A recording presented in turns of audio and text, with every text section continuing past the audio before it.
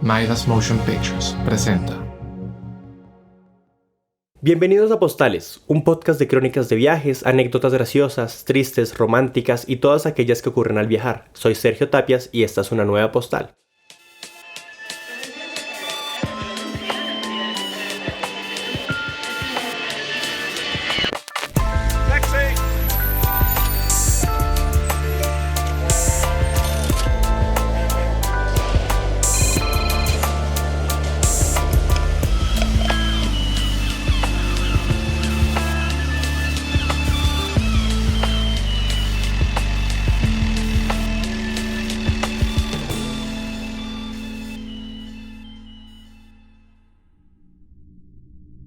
A comienzos del 2020 se desató una pandemia alrededor del mundo. El COVID-19, nombre con el cual se conoce, ha afectado la vida de personas como usted o como yo.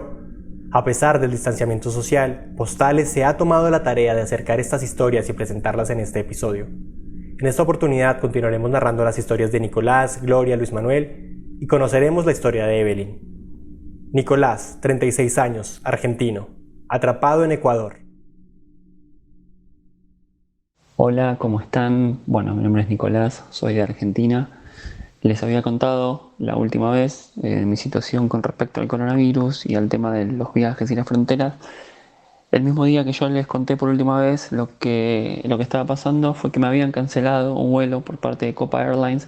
Esto fue el 18 de marzo y a partir de ahí, estaba todo cerrado, todo lo que es las fronteras. Entonces decidí buscar en internet algún grupo de argentinos que estén en la misma situación que yo y pude dar con un grupo de varados, o sea, argentinos varados en Ecuador por Facebook, y eso me llevó a un grupo de WhatsApp. Luego me di cuenta que se habían organizado por Instagram y por Facebook con distintos países, argentinos varados en Francia, argentinos varados en Italia y así por todo el mundo. En el grupo había varios argentinos en la misma situación de Nicolás, e incluso habían funcionarios del consulado en Guayaquil. Hubo una persona que se puso a cargo de gestionar las negociaciones, digamos entre comillas, el pedido de ayuda a la embajada y que nos traía información todo el tiempo. Cuando Ecuador empezó a hacer noticia en todos lados, en todo el mundo, que la empezaron a llamar la Italia de Latinoamérica o la Wuhan de Latinoamérica, porque había muchos cadáveres, según las noticias en Guayaquil, ¿no? En el piso, que el sistema de salud estaba colapsado. Ahí empezaron a levantarlo los medios y ahí es cuando nosotros empezamos a meter más presión con videos y con pedidos por las redes sociales hacia las autoridades de que por favor nos vengan a buscar porque la situación era bastante complicada. El sistema de salud está colapsado en Ecuador. Y la situación en Guayaquil sí era bastante alarmante, si bien todos los medios exageraron un poco la situación, era bastante complicada. Empezamos a meter presión en ese momento, a etiquetar al presidente, a las autoridades, y esa presión con el pasar de los tiempos fue dando resultado, porque ya las autoridades no podían hacer a un lado la vista y dejar a un montón de argentinos en situaciones de emergencia, porque la realidad es que había argentinos que los estaban dejando en la calle, había argentinos que no tenían para comer, que no tenían dónde hospedarse. Por suerte, la situación de Nicolás no era tan complicada como la del resto de argentinos, pues estaba en casa de su novia, a 4 horas de Guayaquil. No era una situación, en el lugar donde yo estaba, en Manta, estaba bastante controlada. Y la verdad es que la gente cumplía el aislamiento y la cuarentena. Con el pasar de los días empezaron a correr los rumores de que iban a haber vuelos militares, o sea, en aviones humanitarios. Y el primer vuelo que salió fue un vuelo de Quito, pero fue un vuelo comercial, que fue pago.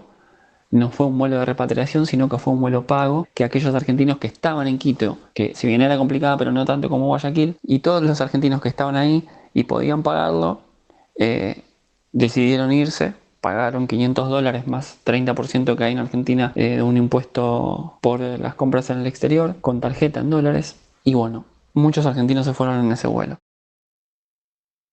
Los vuelos humanitarios iban a ser solamente para Guayaquil, primero por el estado de emergencia que había y segundo porque el tipo de avión que nos venía a buscar no podía aterrizar en Quito por las dimensiones de la pista de aterrizaje. El avión al que se refiere Nicolás es un Hércules, una aeronave militar que tiene capacidad para 70 personas. Después del vuelo comercial de Quito, el gobierno argentino empezó a evacuar a sus ciudadanos en vuelos humanitarios desde Guayaquil. Así que bueno, a partir de ahí empezaron a salir más vuelos. Hubo un día que salieron 2, otro día volvió a salir 1 y cuando yo vine salieron 2 juntos también. La verdad es que fue una experiencia increíble poder viajar en un avión militar, que es un avión para cosas humanitarias o no sé, de guerra. Es un avión muy ruidoso, que vuela a 6.000 metros casi de altura, vuela mucho más bajo que un avión comercial y va mucho más lento que un avión comercial, creo que va a 600, 700 km por hora, algo así. La realidad es que fue una experiencia increíble. El aeropuerto de Guayaquil estaba totalmente cerrado, solamente lo abrieron para nosotros. Y bueno, algunos vuelos de carga o humanitarios que van y vienen de Guayaquil por el tema de la ayuda. La verdad que fue una experiencia increíble viajar en ese avión con todas las medidas de seguridad que se tomaron. Vinieron gente de la embajada, gente de los cascos blancos para ayudarnos. Nos metieron en el avión, nos desinfectaron, tomaron un montón de medidas de seguridad y nos trajeron de vuelta para Argentina. Cuando llegamos acá, a los pasajeros nos mandaron a un hotel. Yo mismo ahora estoy en un hotel haciendo la cuarentena obligatoria. Creo que por un lapso no mayor a 14 días nos van a tener acá en aislamiento. Y tengo entendido que nos van a hacer un hisopado para descartar cualquier sospecha de caso de coronavirus, ¿no? En mi caso, yo cuando me fui de Argentina dejé el departamento donde estaba alquilando y tendría que volver con mis padres, que son considerados un grupo de riesgo por tener 70 años. Me parece que está muy buena esta acción que está a cargo del gobierno de la ciudad de Buenos Aires, de los que viven en Capital nada más, para poder controlar el virus. Así que acá estoy en el hotel mandándoles este audio. Espero que les sirva mi experiencia y bueno, espero que todos los que aún siguen varados puedan volver. Nicolás deberá quedarse en el hotel hasta mediados de mayo del 2020. Gloria, 23 años, italiana. Abarrotada por miles de extranjeros que entran y salen de ella cada día, Bangkok es una ciudad mundialmente conocida por ser el punto de partida para un paradisíaco viaje o para nuevas oportunidades en esta región en crecimiento. En esta ciudad atravesada por canales oscuros, templos dorados y noches de neón, Gloria, una estudiante de intercambio, no esperaba vivir esta historia. Como ya decía la última vez, en marzo estábamos yo y algunos amigos de la universidad en Bangkok y estábamos en una situación de incertidumbre. De repente un día recibí un artículo de un periódico que decía que Tailandia se preparaba a implementar medidas de seguridad más fuertes para luchar contra la propagación del coronavirus. Y estas medidas podían ser fuertes, como un lockdown total con militares en la calle. Y eso había podido ser muy incómodo para los que, como nosotros, no están acostumbrados a vivir en Tailandia. Y además con restricciones, especialmente porque ninguno de nosotros hablaba tailandés y eso había podido complicar aún más nuestra vida en Bangkok, que ya era muy complicada para el coronavirus. Por eso yo y otra chica italiana decidimos de comprar un boleto de vuelo e intentar de regresar a Italia. Como ya había dicho la última vez, intentar de regresar a Italia para mí era algo muy complicado para muchas razones. Por ejemplo, descubrimos que buscar un vuelo que iba en Italia era como una mission impossible. En los buscadores web de vuelos aparecían varias opciones, pero al momento de concretar la compra se cancelaba la transacción. Finalmente, Gloria y su amiga se pusieron en contacto con su embajada, quienes les sugirieron comprar un vuelo a Alemania o a Suiza, y desde allí serían llevadas a Roma en una misión humanitaria. Gloria y su amiga consiguieron a último momento vuelos a Zúrich, Suiza, pero las dificultades de la pandemia hicieron que fueran 2 itinerarios distintos.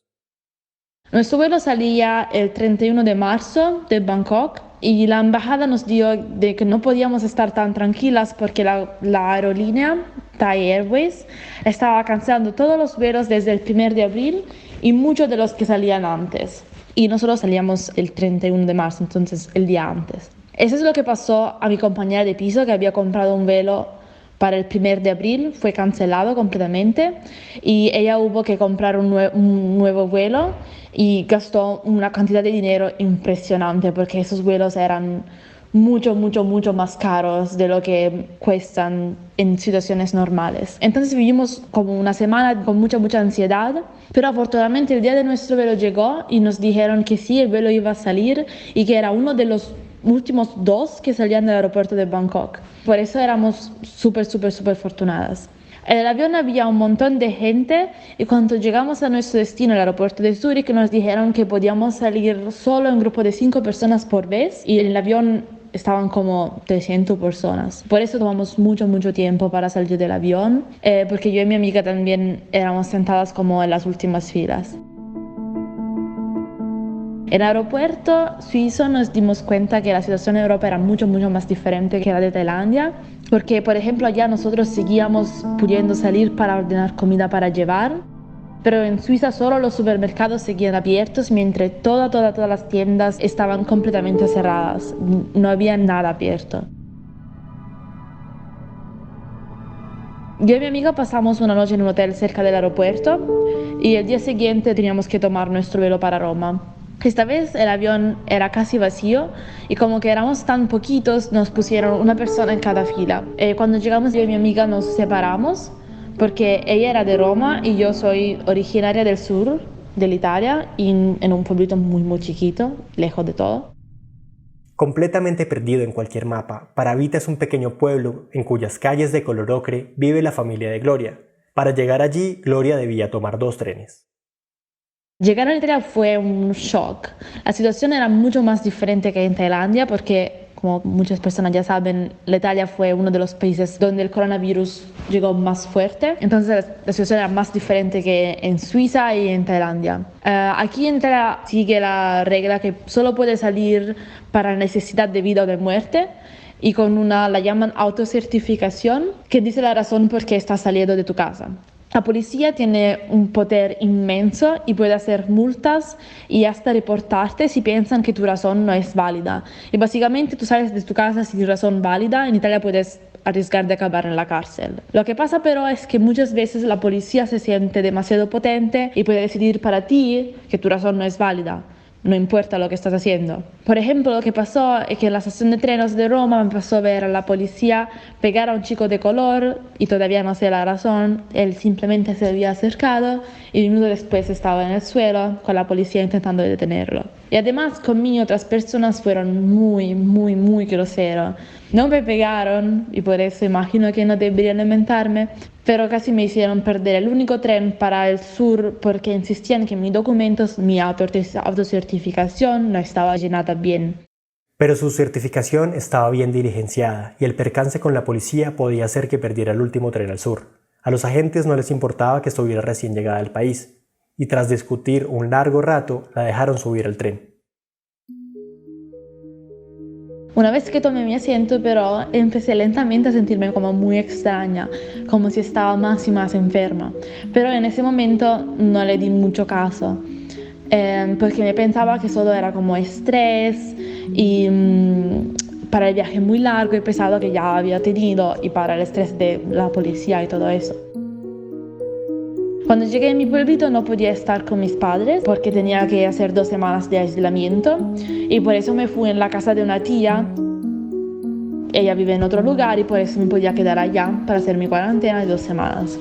Cuando llegué en esa casa descubrí que sí estaba enferma y que tenía la temperatura muy elevada y me quedé muy espantada y contacté a mi doctora, pero me dijo que el gobierno de mi región no tenía dinero bastante para hacer tampones o como para ver si tenías el coronavirus y que por eso ella no podía hacer mucho, solo decirme de tomar aspirinas y de decirle si tenías otros síntomas típicos del COVID como tos seca y según ella podía ser el shock térmico que podía haber recibido en el pasaje de Tailandia a Italia donde la temperatura era mucho más fría.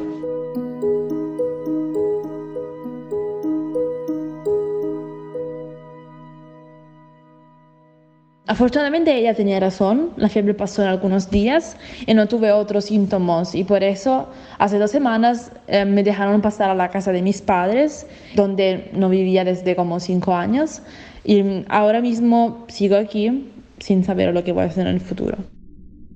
Esta incertidumbre es algo que vivimos todos, pero es quizá más fuerte en quienes tienen el virus.